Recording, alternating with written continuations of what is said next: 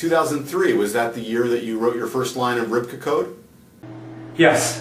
So in January or so of 2003, I finished playing chess, and I took a job in Germany, in Edelsried, working for a company called Option, basically developing Windows graphical interfaces. I took that job basically to learn Windows. And I started that in March of 2003, and I immediately started to work on Ribka. That was kind of part of the plan at that point. What chess engines in public domain when you got started had the biggest influence on the earliest versions of Ribka?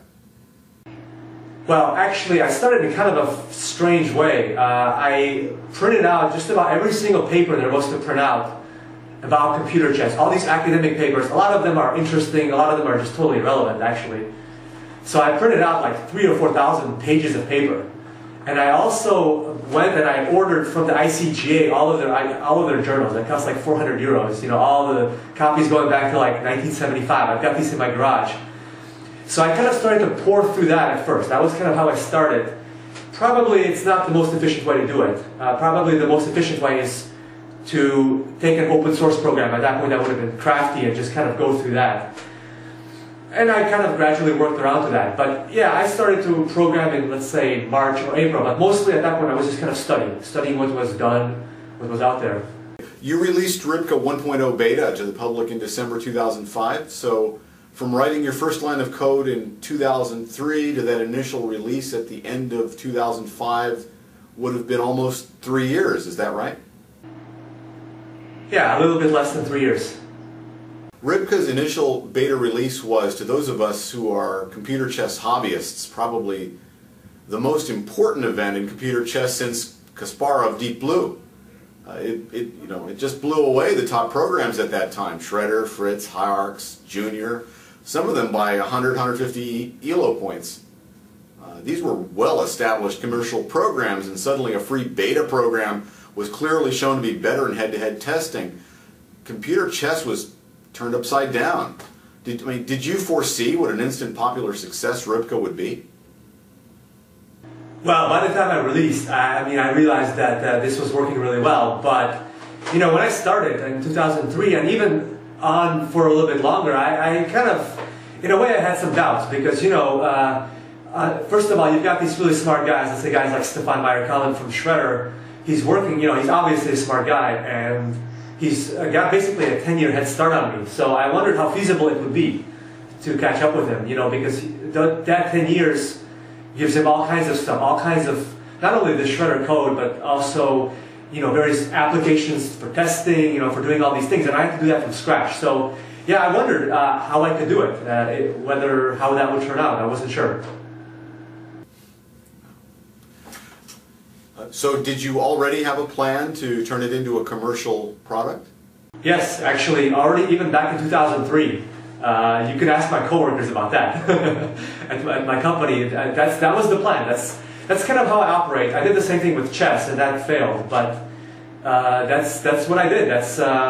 But I would, you know, I can't tell you that I was somehow 100% sure that it would work. Although I was pretty confident that I could put in a credible effort. So you started kind of as a part-time hobby. When did you make the transition to being a full-time computer chess programmer? Well, I quit my job, it's something like August or September of 2005.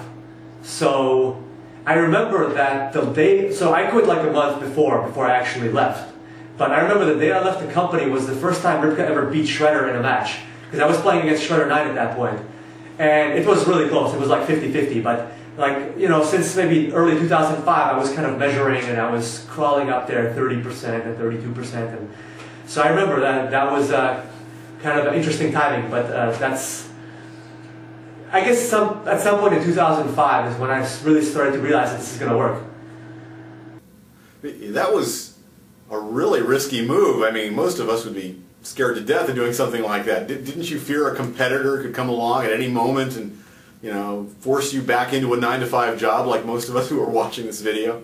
Oh yeah, and you know, it's even more complicated. I mean, I had basically spent 3 or 4 years playing chess, and you know, then I got my first job, and at some point, you know, you start getting into your 30s, you start thinking that employers might look at you as a little bit crazy if you have too many things like this. So Yeah, definitely I was a little bit scared because I also didn't know how many improvements the font had. You know, he hadn't released in a year or so. So yeah, it was risky. That's life, you know. So you went commercial with Ribka 2.0, which was literally, as I remember, it was a couple of hundred ELO points ahead of your nearest competitor with maximum playing strength somewhere north of 3,000. At what point did you realize you needed to get away from the business side of things and focus on programming and get partners like Convecta and ChessBase? Well, first of all, Ribka 1.0 was commercial. I made Ribka 1.0 eventually free because you need a free version. You know, you always need a free version. That's kind of a software axiom. But later versions of Ribka 1, like Ribka 1.1, Ribka 1.2, those were already paid, and I did all of that myself. And I was in discussions. In 2006, I had discussions with just about every computer chess party you can dream about doing something. Some of the discussions were serious. For example, with ChessBase and with Convecta, they were very serious. Some of the discussions were kind of flaky. I mean, you end up just, you know, talking to a lot of people who are not really serious. But I remember there was one day, it was in the summer of 2006, I had already released Ribka 2. And there was a day where I spent the whole day answering emails. You know, like I wake up, I eat breakfast, I answer emails, I eat lunch, I answer emails, I have dinner, and then I keep answering emails. And that was kind of you know, that was the moment where I realized, okay, I had to hurry this up, and I had to, you know, I can't do this myself anymore. And so I chose Convecta, and that's how we did Ribka 2. Can you tell us about your relationship with Convecta?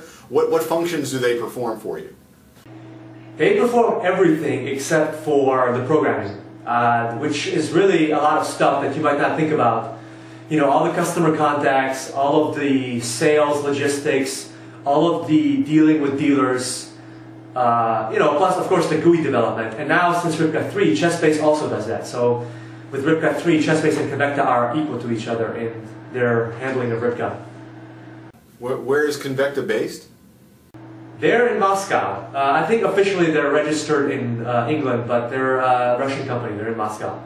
And what about ChessBase, based in Hamburg? Are they strictly a distribution channel for you, or do they serve other functions as well? No, ChessBase does exactly the same thing that Convecta does. I guess you could call them a publisher. They have, of course, ChessBase differs from Convecta. They're a bigger company. They have more products. Convecta is a little bit more Ribka-centric in the way they do things. ChessBase has Fritz, obviously. That's kind of their main brand, and they have you know, Play Chess, which is enormous. But they do the same things that Convecta does. They do sales, they do dealer relationships and dealer stuff. They do marketing. They make the GUI. They adapt the GUI for Ribka-specific things.